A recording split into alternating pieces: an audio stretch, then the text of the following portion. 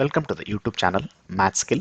Today we are going to discuss about the chapter Quadratic Equations under NCERT as well as CBSE syllabus. Under NCERT it is exercise 10.2 example number 5. Under CBSE it is exercise 4.2 example number 5. That is, it is a solved problem in the textbook. I am your trainer Venkatesh K. Now we will see what the numerical is about. So here we have to find out the roots of the equation 3x square minus 2 root 6x plus 2 equals 0 by factorization. So let us note down the problem. We have noted down the equation. Once the equation is noted down, we will have to verify whether it is in the standard form or not. So here we observe that the first term, which is 3x square, is containing a variable x term with the highest exponent being 2. Second term is a constant multiplied by a variable wherein x is having a power of 1, and third term is a constant term. Now this is looking like ax square plus bx plus c equals 0. That is, it is in the standard form. Now to start factorization, what we have to do is we will have to multiply the first and the last term. First term being 3x square and the last term being plus 2. So if you multiply these two, then plus 2 multiplied by plus 3x square, that is, or plus 3 x square multiplied by plus 2 would be plus into plus is plus, 3 2 is 6, x square, that is plus 6x square, is what we are getting by multiplying the first term and last term of the given equation. Also, the second condition is to get minus 2 root 6x by adding or subtracting the factors. So what is it that we are trying to mention here is, whatever factors we are going to select, those two factors should be able to satisfy the condition of once they are being multiplied, then we should be able to get plus 6x square. Upon addition or subtraction of those two factors, what we are going to select, we should be getting minus 2 root 6x. Because upon addition or subtraction, we see that it should contain a root term, that is root 6 term, then which means what? Which means because it is irrational number, root 6 is an irrational number, so we cannot add a rational number and a irrational number, means both the factors will contain the root 6 term. That is, root 6 by root 6 will be, we will be able to get 6, which is required here, and also root 6 and root 6 if added, we will get 2 root 6x, 2 root 6. Now how to select the factors? Root 6x and root 6x are the required factors. Because we want to get minus sign, means both the factors should be consisting of minus, wherein because of a same sign they would get added. Root 6x and root 6x would become 2 root 6x. Because both are having minus, we will be having a minus as in the answer also. Also, the second condition of being multiplied, so we see that minus into minus is plus, root 6 into root 6 is 6, as we have seen here, x into x is x square. So with the both factors being selected as minus root 6x and minus root 6x, upon getting added, it is becoming minus 2 root 6x. Also, if both the factors are multiplied, then we are able to get plus 6x square, which means these two are the required factors for us because they are satisfying both the conditions. Condition of upon addition or subtraction being minus 2 root 6x, and upon multiplication we have to get 6x square.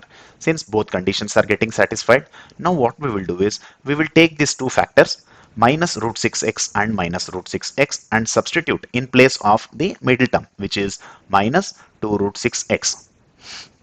Now the next step is to take common factor out of the first and second term and common factor out of the third and the fourth term.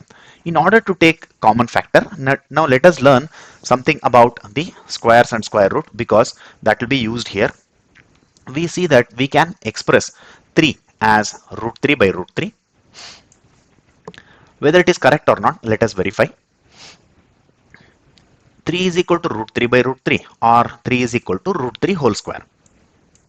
Because it is looking like a into a means it is a square, or root 3 into root 3 is root 3 whole square.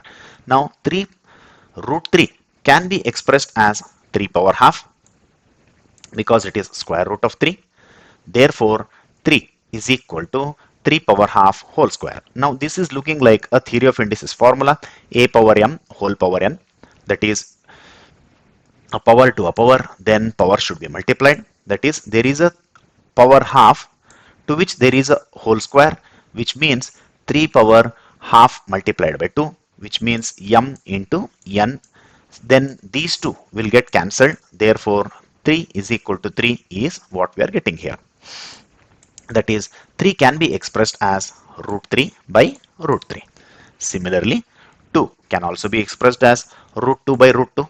So this will also become as 2 is equal to root 2 whole square or 2 power half whole square, or power half and whole square will get cancelled. 2 is equal to 2 is what we are getting. Similarly, root 6 can also be expressed as root 3 by root 2. Now, why are we learning something like this is, in place of 3x square, we will be substituting it as root 3 by root 3. Instead of root 2, we would be substituting it as root 2 by root 2. Similarly, root 6 as root 3 by root 2. Now, why are we doing something like this is, see, from first and the second term, which is these two, and from third and the fourth term, we have to collect common items now, common factor.